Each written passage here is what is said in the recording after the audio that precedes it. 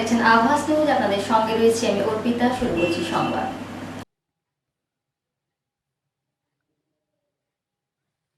ভুল চিকিৎসায় গৃহবধূর মৃত্যুর অভিযোগ ঘিরে উত্তেজনা ছড়ালো পশ্চিম মেদিনীপুরের বেলদার একটি নার্সিংহোমে। মৃতের নাম সঙ্গীতা বিশ্বাস, বয়স ২৬। শনিবার রাতে বমি ও পেটে ব্যথা নিয়ে নার্সিংহোমে ভর্তি হয়েছিলেন সঙ্গীতা। রবিবার সকালে মৃত্যু হয় সঙ্গীতার। এরপরেই ক্ষোভে ফুঁসে ওঠেন বাড়ির লোকেরা। গাফিলতির অভিযোগ তুলে ক্ষতিপূরণের দাবি করেন তাঁরা। রবিবার দুপুরে ব্যাপক উত্তেজনা ছড়ায় পশ্চিম মেদিনীপুরের বেলদার বাখরাবাদ গ্রাম পঞ্চায়েতের গোবিন্দপুরের ওই নার্সিংহোমে। ৭-৮ বছর আগে বেলদার বাখরাবাদ এলাকার বাসিন্দা সত্যদীপ বিশ্বাসের সঙ্গে সঙ্গীতা বিশ্বাসের বিয়ে হয়। তাদের ৬ বছরের এক শিশুকন্যাও রয়েছে। শনিবার রাত ৮টা নাগাদ বাড়িতে রুটি করার সময় হঠাৎই পেটে ব্যথা শুরু হয় সঙ্গীতার। একবার বমিও করেন তিনি। এরপরে স্থানীয় ডাক্তারকে জানিয়ে গ্যাসের ওষুধ এনে খাওয়ানো হয়, কিন্তু রাত যত বাড়ে সঙ্গীতার অবস্থার অবনতি হতে শুরু করে। রাত ১০টা নাগাদ গোবিন্দপুরের নার্সিংহোমে ভর্তি করা হয়। রবিবার সকাল ৯টায় ইউএসজি করাতে নিয়ে যাওয়া হলে সেখানকার চিকিৎসকেরা জানান রোগীর আগেই মৃত্যু হয়েছে। সঙ্গীতার শ্বশুর সৌম্য বিশ্বাস বলেন, শনিবার ডাক্তার বললেন ভালো আছে। রবিবার সকাল ৯টা নাগাদ বলেন পেটের ইউএসজি করাতে হবে। আমরা বেলদার একটি সেন্টারে ইউএসজি করাতে নিয়ে যাই। সেখানে যিনি চিকিৎসক ছিলেন তিনি বলেন আগেই মারা গিয়েছে। তার মানে ওরা মিথ্যা কথা বলে ইউএসজি করতে পাঠায়। ভুল চিকিৎসায় আমার বৌমাকে আমরা হারালাম। মৃতের স্বামীরও একই দাবি। এই ঘটনায় ক্ষতিপূরণ ও নার্সিংহোম বন্ধের দাবি তুলে বিক্ষোভে ফেটে পড়েন পরিবারের লোকজন। নার্সিংহোমের সামনে মৃতদেহ রেখে বিক্ষোভ দেখানো হয়। খবর পেয়ে ঘটনাস্থলে পৌঁছায় বেলদা থানার বিশাল পুলিশ বাহিনী। পরে পরিস্থিতি নিয়ন্ত্রণে আসে। মৃতদেহ উদ্ধার করে নিয়ে যায় পুলিশ। জেলা পুলিশের এক আধিকারিক জানান সোমবার দেহ ময়নাতদন্তে পাঠানো হবে। মৃতের পরিবারের তরফে নার্সিংহোম কর্তৃপক্ষের বিরুদ্ধে লিখিত অভিযোগ দায়ের করা হয়েছে। জেলা পুলিশের ওই আধিকারিক বলেন অভিযোগ খতিয়ে দেখা হচ্ছে, ঘটনার তদন্ত শুরু করা হয়েছে। জেলার মুখ্য স্বাস্থ্য আধিকারিক সৌম্য শঙ্কর ষড়ঙ্গী বলেন স্বাস্থ্য দপ্তরে এখনও কোনো অভিযোগ জমা পড়েনি। অভিযোগ এলে খতিয়ে দেখা হবে।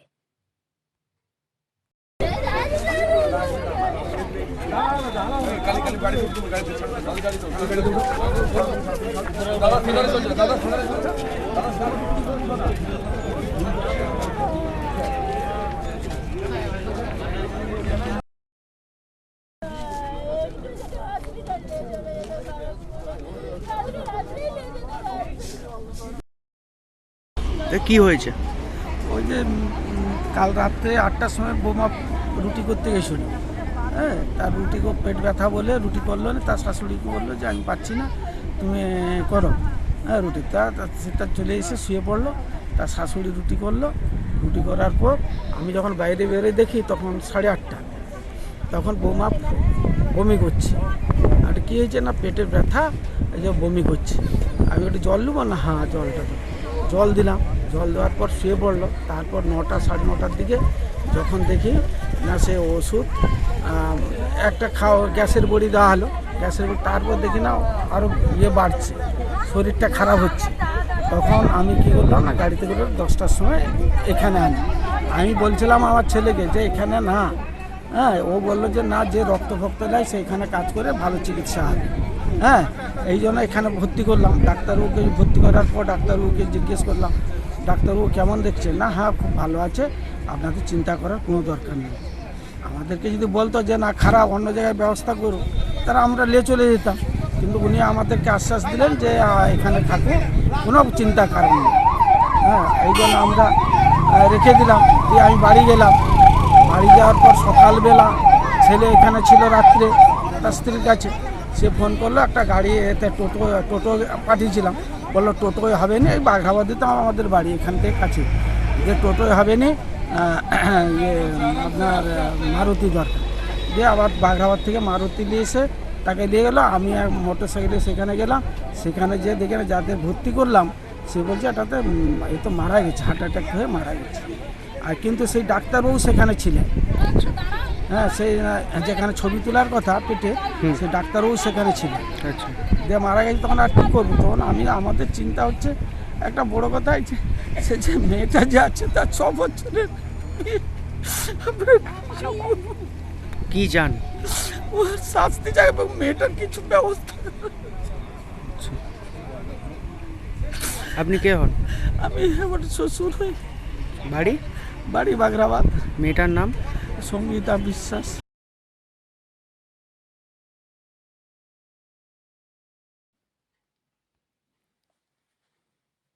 মিথ্যা প্রতিশ্রুতি দিয়ে 5 বছর সাংসদ থেকে বর্তমানে প্রাক্তন সাংসদ হয়ে গেছেন। দলের মধ্যে কোণঠাসা থাকলেও বিধানসভা নির্বাচনের আগে ফের দলে স্থান পেয়েছেন। তাই নিজের জেলা বলে পরিচিত পশ্চিম মেদিনীপুর জেলায় তিনি ফের বিভিন্ন সভা সমিতি করে সংগঠনকে শক্তিশালী করার চেষ্টা করছেন। রবিবার বিকেলে বেলদা কেশিয়ারি মোড় রেলগেট সকাল থেকে যানজটে নাকাল হচ্ছে সাধারণ মানুষ।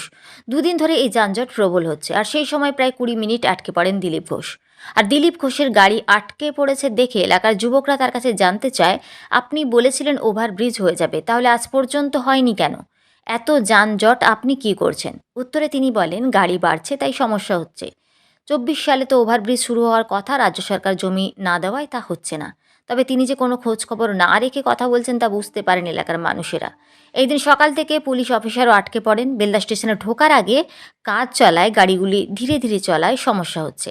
তবে দিলীপ ঘোষ বেশ কিছুক্ষণ আটকে পড়ায় তিনিও বিরক্তি বোধ করেন। কবে এই ওভারব্রিজ হবে সেই নিয়ে নানা প্রশ্ন দেখা দিয়েছে।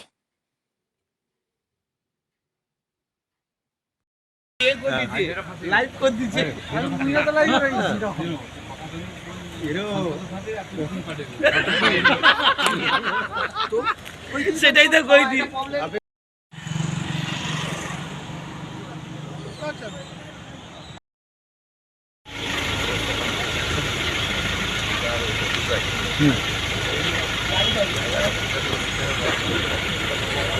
তাহলে আপনি একটু আবার স্টেপটা নিন, তাহলে স্যার আমরা এখানে আসুন, এসে করুন। দেখুন এরকম যদি হয়, আপনি তো আসছেন চলে যাচ্ছেন গাড়িতে করে, কোনো অসুবিধা নেই, কিন্তু আমার যে হ্যারাসমেন্টটা হচ্ছে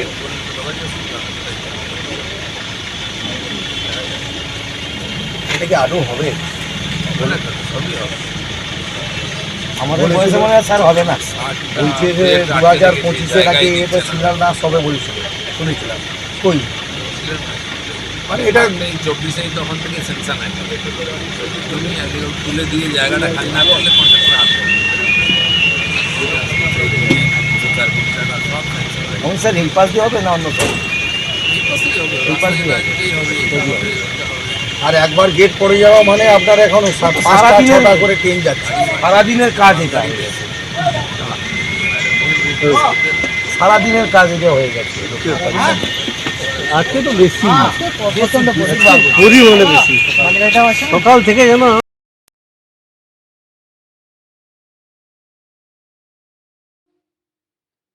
বছরে 100 দিন নয় 200 দিন কাজ, গ্রামীণ মজুরদের 600 টাকা মজুরি, কৃষকের ফসলের লাভজনক দাম, সহায়ক মূল্যে ধান ক্রয়, কৃষিজ উপকরণের দাম কমানো সহ একগুচ্ছ দাবিতে রবিবার অল ইন্ডিয়া কিষাণ ক্ষেতমজুর সংগঠনের ব্লক সম্মেলন অনুষ্ঠিত হল নারায়ণগড়ের চকমুকুন্দতে।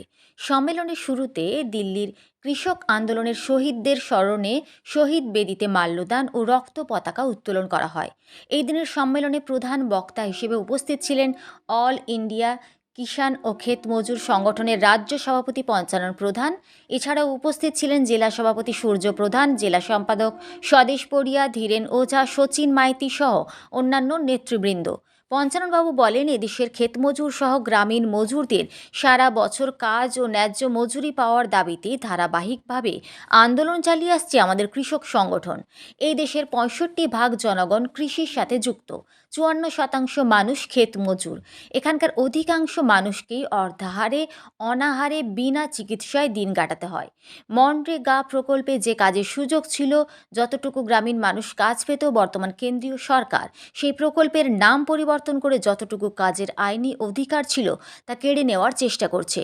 দেশের মোদী সরকার দেশি বিদেশি কর্পোরেট পুঁজির মালিককে কিভাবে আরও বেশি সেবা করা যায় সেই লক্ষ্যে নানান নীতি প্রণয়ন করছে। তার প্রতিবাদে সারা দেশ জুড়েই আন্দোলন সংগঠিত হচ্ছে। আগামী দিনে আরও বৃহত্তর আন্দোলন সংগঠিত হবে। এই দিনের সম্মেলন থেকে লক্ষ্মীকান্ত দত্তকে সভাপতি, বিপিন পড়িয়াকে সম্পাদক করে নারায়ণগড় ব্লকের 50 জনের কমিটি গঠিত হয়। সে আন্দোলনের নেতৃত্বকারী ভূমিকায় এআইকেটিএমএস আছে। দিল্লির আন্দোলন চলতে চলতে আপনারা অনেক সময় শুনেছেন যে এই আন্দোলনকে ফেলে দেওয়ার চেষ্টা অন্য যে কৃষক সংগঠন, বিশেষ করে কৃষক সভা, সিপিআই সিপিএম এর কৃষক সংগঠন, তারা চালিয়েছিল। অনবনীয় মানসিকতা আমাদের সত্যবানজি, শঙ্কর ঘোষ, পোষণ করার কারণেই আমরা দেখি সেই আন্দোলন দীর্ঘস্থায়ী হয়েছে এবং বিজেপিকে তা মেনে নিতে হয়েছে। আজও গোটা ভারতবর্ষের বুকে কিন্তু সেই আন্দোলনকে রাজ্যে রাজ্যে ছড়িয়ে দেওয়ার ডাক কিন্তু এসেছে। আমি আপনাদের সামনে চিনে তারা দেশের মূল শত্রু পুঁজিপতি শ্রেণীর স্বার্থ রক্ষাকারী আমাদের দেশের এই সরকার উদ্দেশ্য লক্ষ্য সেই শক্তিকে শক্তিশালী করা। এ যদি আমরা ঠিক মতো করে ভাবা উপলব্ধি করা এবং সেই মতো করে সংগঠনকে পরিচালনা করতে না পারি তাহলে কিন্তু সম্ভব না। ফলে আজকের জীবনের যা কিছু সমস্যা সংকট আমাদের, তার মূলে কিন্তু আছে এমন একটা নীতি, এমন একটা পরিচালনা ব্যবস্থা, যে ব্যবস্থাটা আমাদের সকলের অজান্তেই কিন্তু আমাদের শ্রমে সৃষ্ট সমস্ত সম্পদ চুরি করে নিয়ে চলে যাচ্ছে। আমরা রক্ত ঝরাচ্ছি, ঘাম ঝরাচ্ছি, কলে কারখানায় খেতে খামারে উৎপাদন করছি, আমাদের শ্রমে উৎপাদিত সম্পদ চলে যাচ্ছে পুঁজিপতিদের ঘরে, অন্য একটা শ্রেণীর ঘরে। আমাদের ছেলে মেয়েদের খাদ্য, কাজ, লেখাপড়া, চিকিৎসা, রাস্তা ঘাট, নদী সংস্কার, খরা রোধ, বন্যা রোধ, কোন সমস্যার সমাধান কিন্তু হচ্ছে না। সংবাদ এই পর্যন্তই। নমস্কার।